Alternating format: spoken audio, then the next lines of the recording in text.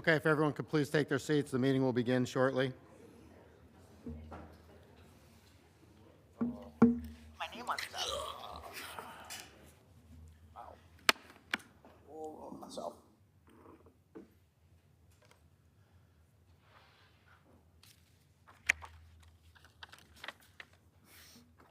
Okay, it's just about 6 o'clock. We'll call the meeting to order. This evening, the invocation and pledge is being led by Joe Hoffman. Please rise.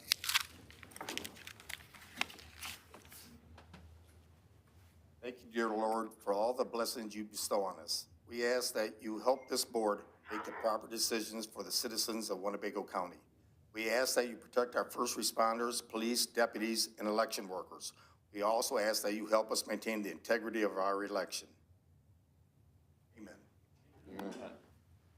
I pledge allegiance to the flag of the United States of America and to the republic for which it stands, one nation, under God, indivisible, with liberty and justice for all.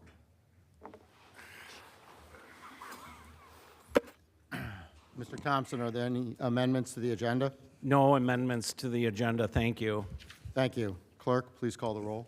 Thank you, Chairman. We will start with Mr. Butita. Mrs. Crosby. Ms. Fellers. Here. Mrs. Gorel. Mr. Guevara.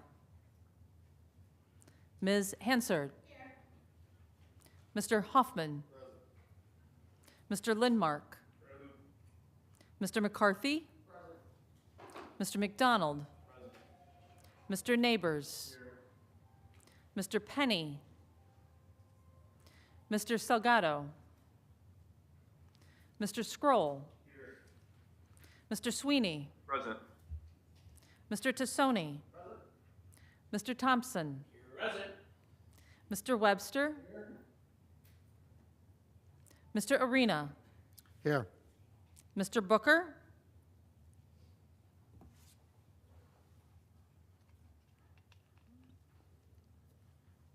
Mr. Chairman, 15 board members present, 5 board members absent. Okay, we have a quorum. We can proceed. Tonight, we have, under our awards, presentations, public hearings, and public participation, a presentation by the Rockford Area Venue and Entertainment Authority. If those representatives could please come forward.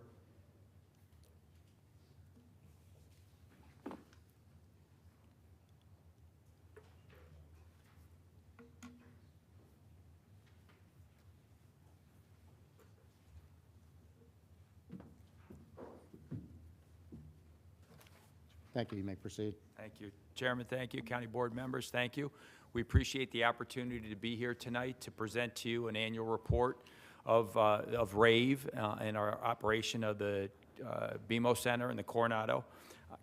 My name's Craig Thomas. I'm the chairman of the RAVE board, and I know we've got kind of a short agenda, so a short time, so I'll get through this quickly.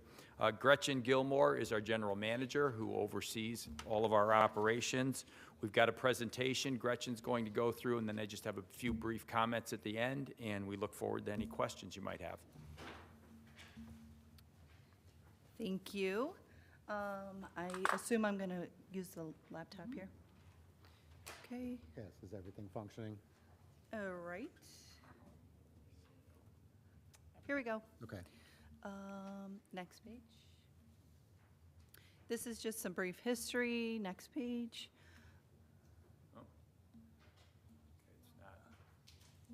It's not. Well, in your packet, you will see some pretty charts here. These are our operating results, the ones with the bubbles. And you will see going back in time, we typically operate on a loss. And last year, I was here to report our first time making a surplus. And this year was even better. So those are the results. Next page. Here is the breakdown between Ice Hogs, BMO, Coronado, and Davis Park. I do want to point out the BMO had an amazing year with a 72% increase in operating income, the highest in rave history. Next page. Savor is our in-house food and beverage vendor. They're part of ASM Global. They had a 25% increase in food and beverage profits. And the Coronado, we wanted to highlight some events that we had. We had some sold-out shows there at the Coronado. We welcomed close to 90,000 attendees. And we stayed steady with operating profits. Still broke the record, which was last year, but stayed steady at the Coronado. BMO, again, you can see this is a better graph to show you how amazing the year was at the BMO. I'm sure many of you attended some of these events. We had close to 300,000 people at the arena. For events like Shane Gillis, Nate Bargatze, Hot Wheels, which is returning, Disney on Ice also returning, a Christian concert, and WWE. One thing I want to highlight is all the community events that we host, and we're really putting Rockford on the map for private events. We actually have one going on right now. We have a large-scale 3-day sales conference. We brought the folks down from Beloit, Wisconsin. Their international sales team is here at the BMO this whole week. Carry ingredients, yes, thank you, Craig. They are staying in our hotels and eating in our restaurants this week, so that's awesome. You'll see some pictures here. This is the BMO. I love seeing the arena transformed into a private event. Bergstrom celebrated a 75th anniversary. Ingersoll also hosted an amazing event. And one thing we're really excited about is we welcome back Rockford Public Schools to the BMO. We hosted 5 graduations. They were absolutely amazing, and we are hosting them again this fiscal year. These are some of the operating expenses that we have for the Coronado, some projects that we're focusing on, and some capital projects we're working on. Next page. So we are very much in the community. ASM Global is the company that I work for. They're the top management company for arenas, stadiums, and theaters. The ASM Global Acts is 3 pillars: protect the environment, invest in people, and strengthen our community. So you will see we are out there volunteering and supporting businesses here in the county. We do have a big focus on diversity, equity, and inclusion, and we listed several items there and highlighted some of the free events that we host for the community.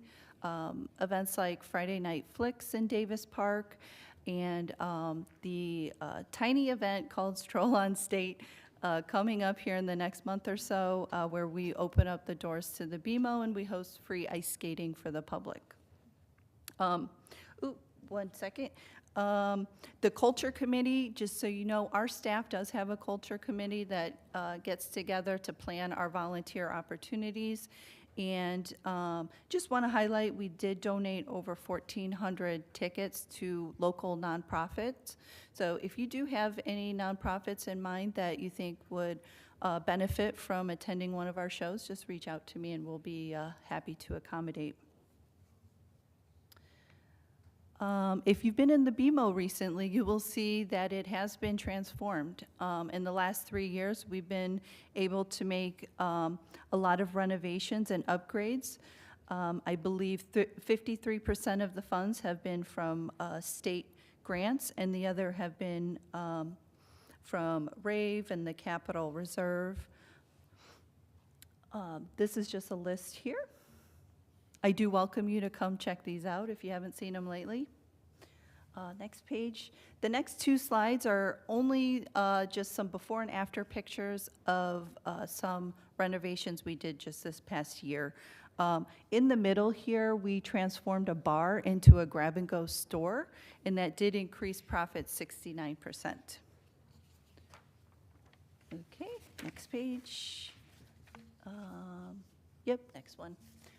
Most recently, we replaced all the seats in the BMO, so this is brand new. So I know most of you have not seen these yet. Home opener is this Saturday with the Rockford Ice Hug, so I do invite you to come check out our seats. Next. And then as we are planning for the new year, we do have some challenges that we have been anticipating the last few years, especially knowing that the Hard Rock Live venue is opening and is currently open. We have anticipated about 50% of our shows to lose at the Coronado, which results in our operating loss of about $300,000. So going back to the beginning of the presentation where we've had a few years of surpluses, now we are anticipating some operating losses in the next few years. We have taken on some opportunities, like focusing on different shows, and we just announced today the Club Coronado that we're going to be selling exclusive tickets to, and I was successful in obtaining a DCO grant for tourism to about $580,000 to bring events to Illinois and incentivize them to come here in our county. And we'll be focusing on that. And I believe this is my last page. These are some projects we've either done with the green check mark or ones that we're focusing on. And in our 20-year capital plan, we have about $1.5 million in capital that, that we're focusing on each year for the next 5 years. Briefly, just to reiterate, we've had 2 phenomenal years, and the city continues to invest in the Coronado and maintain it as the premier venue that it is, with the assistance of our partnerships with the Blackhawks, the state of Illinois, the local municipalities. We've renovated the BMO. It's a Class A facility now, which is what the Blackhawks require. We have a plan in place to maintain that as a Class A facility, so we are very excited. Gretchen and her team, it's the best management team we've had in my time at Rave for the past 14 years. But we do have a lot of headwinds, and they continue to look to diversify streams of revenue. To bring in Kerry ingredients and people internationally into the community is phenomenal, but the Hard Rock creates significant headwinds. They're headwinds that we were anticipated, and we are going to meet the challenge, but it is going to affect us economically. We've already got data points where we've lost shows. Promoters have told us with the things with the amusement tax and what they're paying over there that shows are going to go to the Hard Rock versus our venue. So we've got challenges ahead, but they're challenges we're prepared to meet. So with that, we're at our 10 minutes. Well, Questions? Yeah, you may finish your thoughts, and then people may have questions for you, so go ahead. So just to elaborate on that, the Hard Rock, the venue is 2,000, which is fairly comparable to the Coronado. And we have shows that, we have promoters have told us that they are holding off, on a macro basis, they're holding off booking shows in our facility till they see kind of what the ticket buying public can bear in terms of the number of shows. We've lost shows that we've bid on, several of them have booked over there, and they've told us because the Hard Rock will pay more money for the shows. They can afford to pay shows knowing it's a loss. We can't do that. And right now, while the city's still evaluating the amusement tax, it's more attractive for a promoter to put a show in the Hard Rock because they don't have to have their ticket buyers pay the amusement tax on their ticket, which they have to at our 2 venues. So those are challenges that we have, and again, we're prepared to meet them, but we know that the 2 kind of extraordinary years we've had the last 2 years are not going to come to pass, and we need to continue to look to diversify our revenue stream and bring other ways to bring opportunities to our venues, and we're committed to doing that. But we look forward to finding ways to meet those challenges. Questions? Mr. Sweeney? Thank you, Mr. Chairman, and thank you both for coming. I know, Mr. Thomas, we have not met personally, but folks in the community that I have a lot of respect for, their opinions have said very nice things about the way you've handled things over there, so your reputation precedes you. Thanks for coming. Thank you, I appreciate it. And Gretchen, we've had a chance to talk on the phone several times, and obviously I know how well of a job you do. Thank you, especially in accommodating some requests for some disabled family members of mine that have had incredible memories at the BMO for their whole lives, and it was just incredible. Thank you so much for that. I, too, I guess as a citizen of Rockford and as a board member with Rockford's constituents and other municipalities too, of course, but just it seems to be a Rockford issue right now, is this dynamic that exists between the Hard Rock and the Coronado. So just to clarify in your comments, you're saying that you anticipate an operating net loss on the Coronado of $300,000 because of that? Is that the net? What is the actual number that? Yeah, we're anticipating losing between approximately $800,000 and $900,000 in gross revenue for lost shows and ancillaries at the Coronado this fiscal year, and that would have resulted in approximately $300,000 in profit, so to the bottom line. Okay, and what would the anticipated revenue be of an entertainment tax being put on the Hard Rock's entertainment venue? My understanding is the proposal that was being evaluated was one consistent with our facility that only applies to paying ticketed customers, so not comp tickets. We have certain comp tickets. The tax doesn't apply to that. It wouldn't apply to their venue. It's really hard to know without knowing the mix. I know at the Coronado, Gretchen, you would know better, but roughly speaking, the amusement tax annually is about $200,000, give or take $25,000 or something, right? Isn't it around a couple $100,000 a year for the Coronado only? For the Coronado only, yes. Yes, so if you kind of looked apples to apples, it's somewhere in that neighborhood. So the casino, if they did the entertainment tax, the casino one would generate the same or more than the Coronado? I would expect if the amusement tax were on the casino that it would generate less than that because of the fact that a lot of their tickets, I think, are I would expect that they give out more comp tickets than we do, given the nature of the understanding. And if they had the same number of shows charging the same ticket price we had at the Coronado, it would generate somewhere in the neighborhood of a couple $100,000 a year. Okay, so it wouldn't be enough to make up the projected losses of the competition in and of itself between the two venues? Probably not. Okay, okay. Well, just, I guess, to be continued, something I'm interested in, so if you'd like to meet at any point, you know, Yeah, absolutely, and the invitation to you or anyone else, feel free. I'd be happy to meet or talk individually and kind of give some more data. Obviously, Gretchen's got the data points. I understand the issues on a big picture basis. Sure. No, I appreciate that, and the survival and thriving of any downtown venue is super important to the overall vibe of a town, and so it's something we should care about. It's not just the venues either. There's a lot of small businesses downtown here that depend on us bringing people in. So there's restaurants and shops and stuff that do depend on our customers. So they may be losing out as well. Absolutely. Yep. Thanks for coming. Ms. Hansard. Thank you, Chairman. So thank you for the presentation, very informative. Quick question for you. So when you look at other diversified venues to come, is there a certain type of venue that you're looking to actually serve to try to make up some of that $300,000 anticipated loss?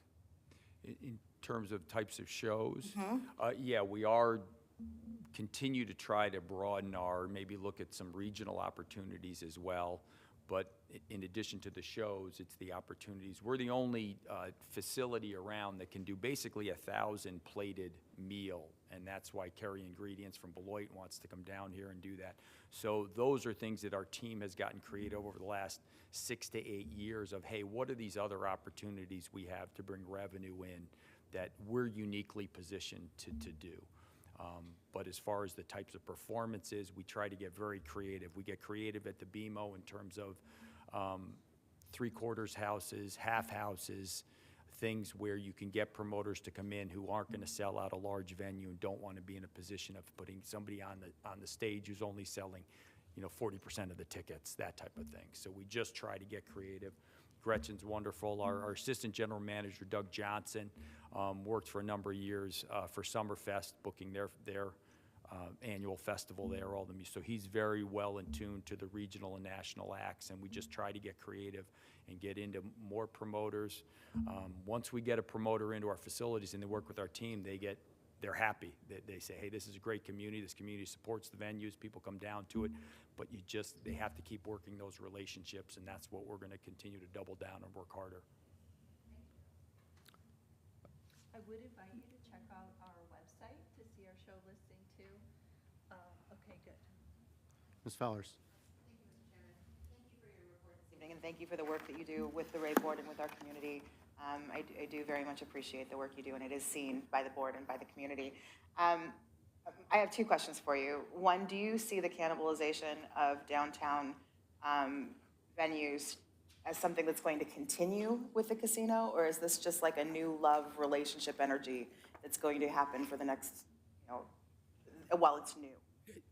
I guess I would answer it this way. We've kind of evaluated over the last couple of years, once we knew what the size of that venue was going to be and when they were targeting opening.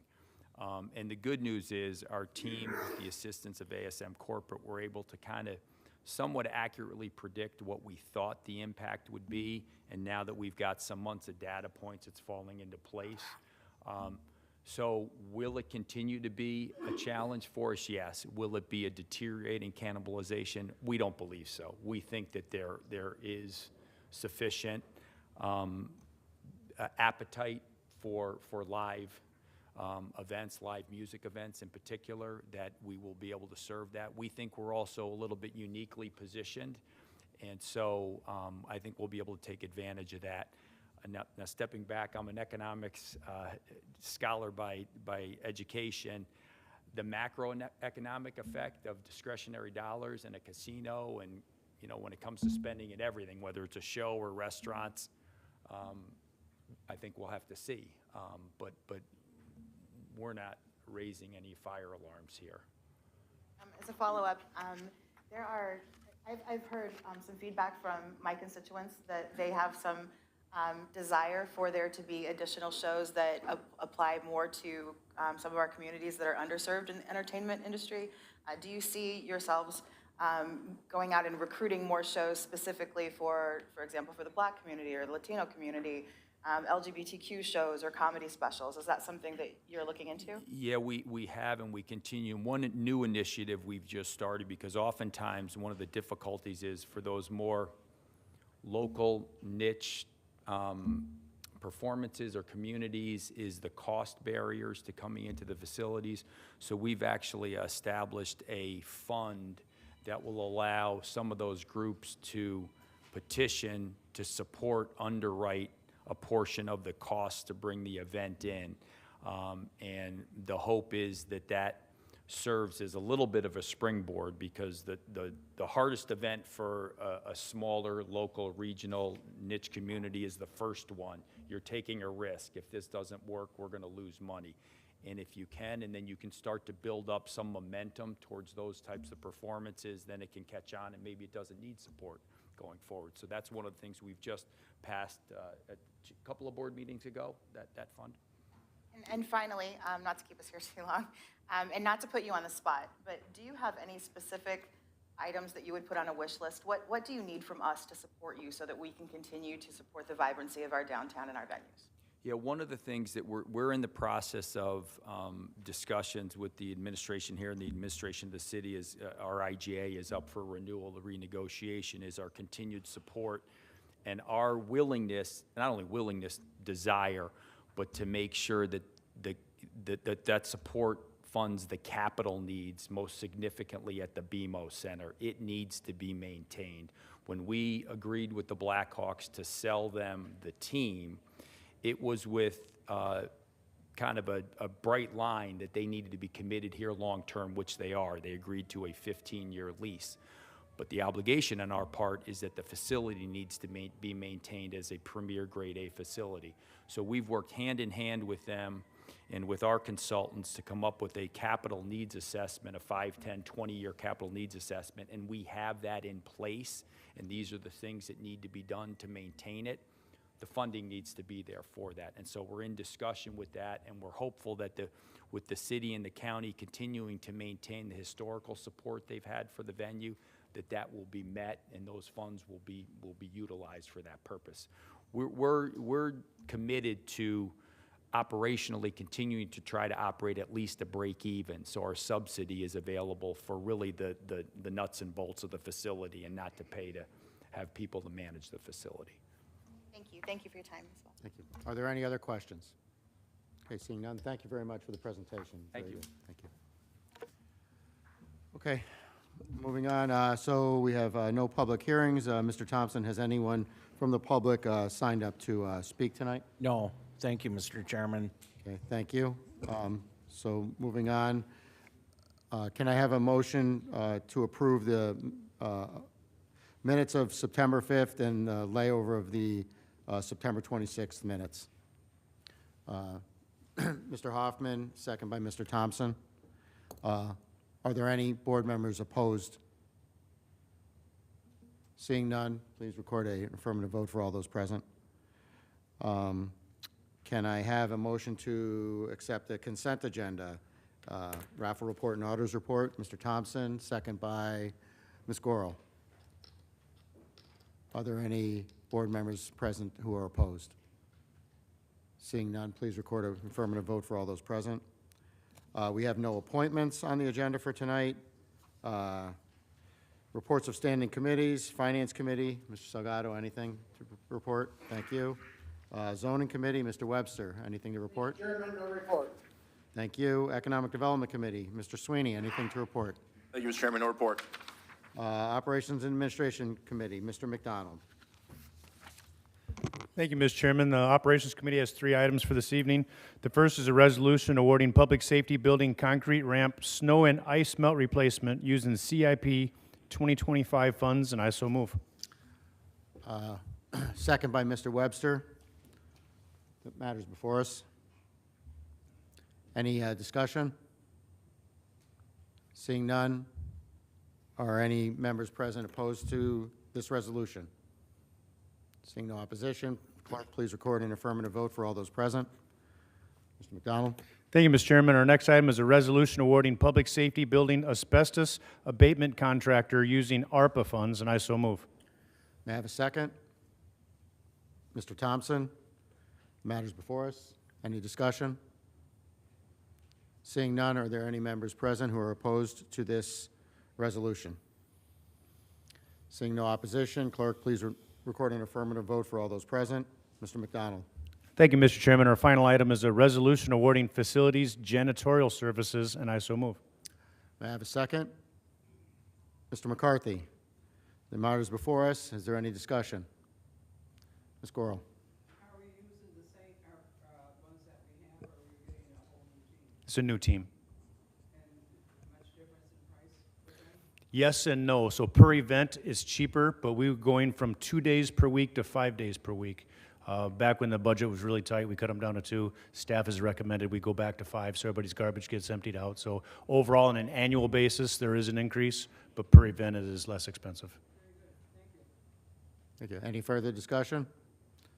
Are there any board members opposed to this resolution? Seeing no opposition, clerk, please record an affirmative vote for all those present. Thank you, Mr. Chairman. That concludes the report. Thank you. Public Works Committee, Mr. Tassoni. Thank you, Chairman. But I would like to just note that we will have a Public Works Committee meeting Tuesday, the 15th. And I already know of one member that cannot be available, but we appreciate everybody's attendance. We're very critical meeting. And please, if you would let Tracy Robinson at the Highway Department know about your attendance. Thank you. Thank you, Mr. Tassoni. Public Safety and Judiciary Committee. Thank Mr. you, Lindmark. Mr. Chairman. No report. We will be meeting on Wednesday, the 16th, though. Thank you. Legislative and Lobbying Committee, Mr. Salgado. Mr. Chairman, no report at this time. Thank you. Moving on, unfinished business. Is there any unfinished business? No? New business. Is there any new business anyone would like to bring forward? Ms. Crosby? I read in the paper that there was a letter regarding the Mental Health Board, and some recommendations that I guess that they made. I have not seen the letter. Could you forward it to us or somebody? I don't have a letter. I guess staff, Mr. Thompson? We'll look for it. I'm not aware of the letter you're referring to, but we'll make some inquiries. Said that the chairman gave it to the caucuses. A letter or a resume? I don't know. I don't know, either way. So there was a resume that I believe they had solicited interested parties to be a member of their board. So you're telling me there was no letter? Well, I wasn't clear what you're saying about a letter. There was a resume that, Oh, this was a recommendation from the Mental Health Board, who reviewed resumes and forwarded to the county board a letter of recommendation on certain individuals. I don't know if it included a resume. I haven't seen it, but that's what I have been told. so, If there is a letter, can I get a copy of it? yeah. So I am not in possession of a letter. I was aware that there was a resume that I saw sitting on a desk, and I did not actually read the resume because we had already had people that we were interested in using. So I don't possess anything to give you, but I'm sure if the chairman is in possession of it, he can give you a copy. So you will get a copy of whatever the county has, I'm sure. Thank you. We'll look into Appreciate it. that. Thanks. Any other items that, under new business? Announcements and communications? Okay. Is there Thank you, anything? Chairman. The items listed below were received as correspondence. Thank you. Thank you. Okay. With that, can I have a motion to adjourn? Mr. Sweeney, second by Mr. Thompson. All those in favor? Aye. Thank you all for a quick meeting.